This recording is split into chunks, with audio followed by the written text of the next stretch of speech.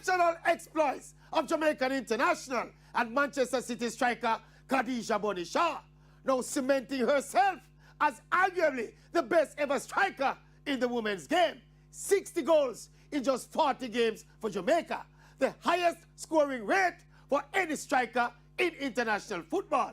Already this season, she has 12 goals and 4 assists in 10 games and has now hit the magical 100 goals for Manchester City.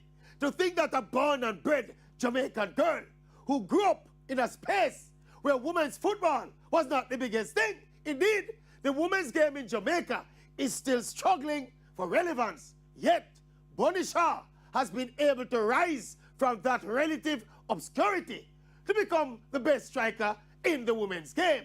She deserves all the flowers she's getting and more at a time when Jamaica's football needs all the positivity we can find. Khadija Bonishaw, a blow their mind.